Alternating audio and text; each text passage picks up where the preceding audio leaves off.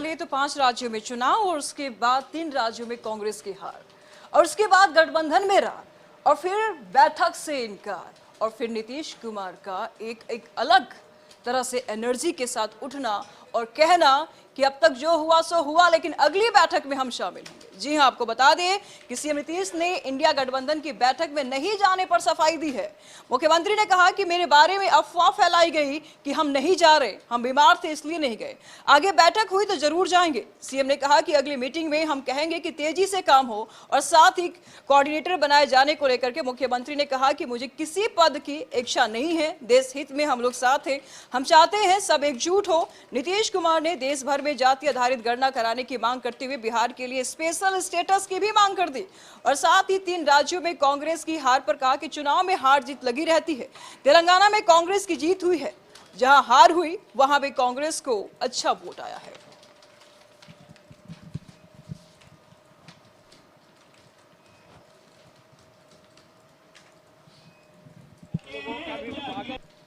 चाहते हैं एकजुट होकर के सब लड़े और बाकी हम किसी पर, इसलिए इन सब चीज़ों पर कोई रिएक्शन नहीं।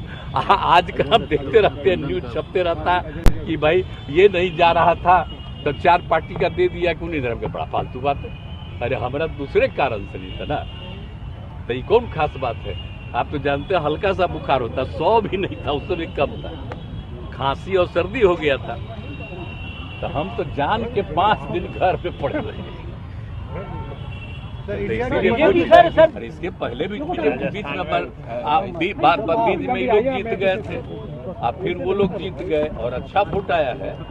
मैंने कांग्रेस को भी कम वोट नहीं, अच्छा ही वोट आया है और वो जीत गए। तो चलिए, जो भी फैसला करती है तो सबको अधिकार है और सबको बधाई है। एक जगह तो फिर जीते हैं कांग्रेस वाले, तो हम लोग यही ना कहते हैं कि बिहार का जो गरीबी है सोच लीजिए, तो इसलिए विशेष राज्य का दर्जा अगर मिल जाए तो बिहार कितना आगे बढ़ा। बोलिए ना, बिहार कितना पौराणिक जगह है। आप सब जो है बिहार के याद करिए, बचपन में और नीचे का बात याद करिए।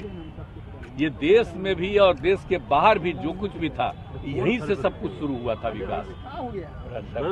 अब बाद में सब कुछ गड़बड़ा गया जो भी यहाँ का। एक बार फिर विशेष राज्य का दर्जा मिलेगा तो बिहार बहुत आगे बढ़ा रहेगा और सबके हित में काम करता है। हमारी नहीं, हम ये सब नहीं चाहते हैं भाई। अब कोई जो बोलना चाहता, हम चाहते हैं सबके हित में काम। इस पर तमाम जानकारी के लिए संपादक अशोक मिश्र जी इस वक्त हमारे साथ बने हुए हैं। अशोक जी, जिस तरीके से 5 राज्यों में चुनाव हुए और उसके जो नतीजे सामने आए, इंडिया गठबंधन के नेताओं की मनोबल पूरी तरीके से टूट गया और उसके बाद से जो भरोसा है वो भी पूरी तरीके से कांग्रेस के ऊपर से डगमगाता हुआ नजर आया और फिर उसके बाद नीतीश कुमार उठते हैं एक नई एनर्जी, एक नए जोश के साथ। क्या लगता है, लोकसभा चुनाव में एक नई ताजगी, एक मजबूती के साथ इंडिया गठबंधन फिर से उतरेगा? नीतीश इसीलिए नेता बने हैं ना।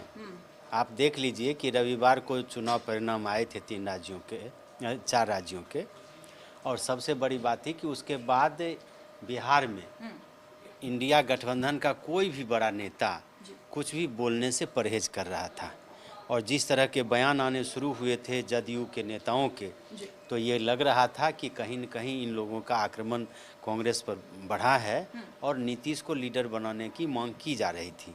इस तरह से लग रहा था कि विपक्षी एकता अब खंड खंड हो गई है और कांग्रेस को लोगों ने दरकिनार कर दिया है। फिर खबरें आई कि कांग्रेस के द्वारा जो बैठक बुलाई गई थी, काउंटिंग के दिन मल्लिकार्जुन खड़गे ने जो घोषणा की थी कि 6 तारीख को दिल्ली में बैठक होगी, उस बैठक से सभी प्रमुख दलों ने किनारा कर लिया।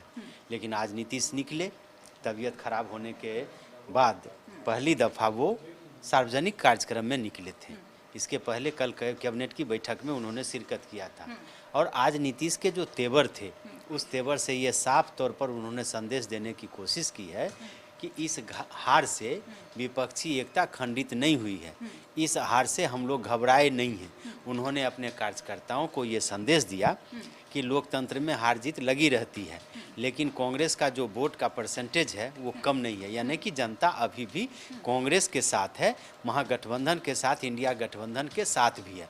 तो नीतीश ने पहला काम ये किया कि कांग्रेस के बारे में जो कयास लगाए जा रहे थे उन कयासों पर विराम दिया है। उन्होंने साफ तौर पर कहा कि कांग्रेस ने एक राज्य में सफलता हासिल की और जिन राज्यों में हार भी हुई है तो उनमें उनका वोट प्रतिशत घटा नहीं है। दूसरी बात उन्होंने कही कि जो बैठक बुलाई जाएगी तब उस बैठक में हम शामिल होंगे, यानी कि उन्होंने साफ तौर पर कहा कि अभी वो ऊहापोह की स्थिति में नहीं है। जो राजनीतिक गलियारों में ये चर्चा की जा रही थी कि कहीं नीतीश ने मौन साध रखा है, इसके पीछे कुछ मायने हैं क्या, तो इस पर भी नीतीश ने सफाई दे दी। तीसरी बात उन्होंने कही अपने पद को लेकर के कि उनको कन्वेनर पद का या किसी पद का लोभ नहीं है, यानी कि नीतीश शुरू से ही कहते रहे कि विपक्षी दलों में एकता होनी चाहिए, नेता कोई हो इससे कोई फर्क नहीं पड़ता। तो नीतीश ने ये भी संदेश देने की कोशिश की है। और सबसे बड़ी बात है कि आज के दिन भी नीतीश का जो आत्मविश्वास झलक रहा था वो कहीं से नहीं झलक रहा था कि इस रिजल्ट से वो काफ़ी मायूस हैं या कहीं न कहीं उनको लगता है कि वो दबाव में है। तो एक नेता का काम होता है कि जो विपरीत परिस्थिति में अपने सहयोगियों को साथ लेकर के चले, अपने कार्यकर्ताओं को संदेश दे कि इससे घबराने की ज़रूरत नहीं है। और नीतीश आज भी दावा करते हुए देखे गए कि अगर विपक्षी दलों में एकता बनती है तो इसका लाभ आने वाले चुनाव में होगा, मिलेगा। और दूसरी बात उन्होंने कही कि अब त्वरित मतलब तेज़ी से काम होना चाहिए, यानी कि जो विपक्षी गठबंधन है उस पर जो भी फैसले लेने हैं वो फैसले जल्द से जल्द लेने चाहिए। सवाल ये उठता है इसी बीच में कि कल तक नीतीश कुमार ये बोल रहे थे कि इंडिया गठबंधन जिस तरीके से डिले कर रहा हर कामों में, पहले मीटिंग्स होने वाली थी, मीटिंग नहीं हुआ, लोगो फाइनल होने वाला था, लोगो फाइनल नहीं हुआ, रैली होने वाली थी, रैली नहीं हुआ, तो एक तरह से उन्होंने अलर्ट भी किया था कि देरी भारी पड़ेगी और देरी भारी पड़ी भी। 5 राज्यों में चुनाव हुआ उसका नतीजा भी सामने है, देरी भारी पड़ी भी। लेकिन ये सुर अचानक से कैसे बदल गए? कल जो आज जो मीटिंग होने वाली थी उसमें तो नीतीश कुमार नहीं जाने वाले थे, हेमंत सोरेन भी नहीं जाने वाले थे, ममता बनर्जी ने भी मना कर दिया था, अखिलेश यादव मना कर दिए थे, और अचानक से ये सुर बदल जाती है, ट्रैक बदल जाती है कि नहीं हम तो हार जीत तो होता रहता है, बीमार के कारण हम नहीं गए, अब ठीक है अब आगे मीटिंग होगी तो जाएगी। ये सुर क्यों बदली, कैसे बदली? नीतीश ने कहा था क्या कि मैं बैठक में नहीं जाऊंगा? नीतीश ने खबर तो ऐसी आ रही थी। खबर इसी को तो नीतीश कुमार ने कहा है, आज उन्होंने सफाई दी है कि मीडिया में जो खबरें आ रही थी वो भ्रामक खबर थी, मेरी तबीयत खराब थी इसलिए मैं नहीं गया, और जब तबीयत अब हमारी ठीक हो गई है तो अगली बैठक जब भी होगी तब हम वहाँ पे जाएंगे। दूसरी बात है कि ममता बनर्जी ने कहा था कि मुझे विधिवत सूचना नहीं दी गई, हेमंत सोरेन ने ये अपनी व्यस्तता का हवाला दिया था।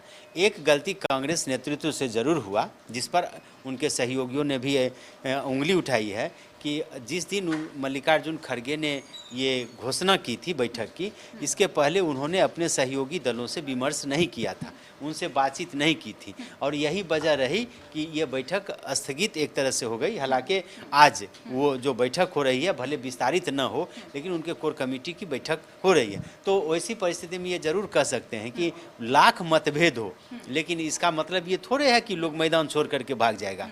इसलिए नीतीश ने आज संदेश दे दिया है कि बिहार में वो पूरी तरह से मजबूती से इंडिया गठबंधन के साथ हैं और आने वाले दिनों में वो चुनौती का सामना करने के लिए तैयार। और बात बोली है आज अशोक जी कि ठीक है 3 राज्यों में हमारी हार हुई लेकिन जो वोटों की संख्या आई है उसमें बहुत ज्यादा डिफरेंसेस नहीं है, यानी कांग्रेस की जो वोटें आई हैं, जो बीजेपी की वोटें आई हैं, उनके आंकड़ों में बहुत ज्यादा डिफरेंसेस नहीं है, यानी लोकसभा चुनाव में बीजेपी को भी बहुत मजबूती से तैयारी करनी पड़ेगी। इसमें क्या शंका है?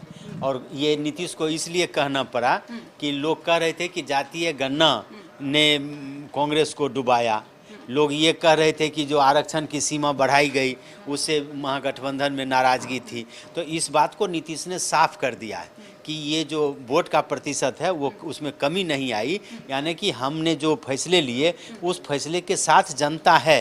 नीतीश ने ये साफ कर दिया कि जातीय गणना जो हमने कराई वो सही फैसला है, बिहार को विशेष राज्य के दर्जे की मांग जो हमने उठाई है वो सही फैसला है, आरक्षण में जो बढ़ोतरी की गई है वो सही फैसला है।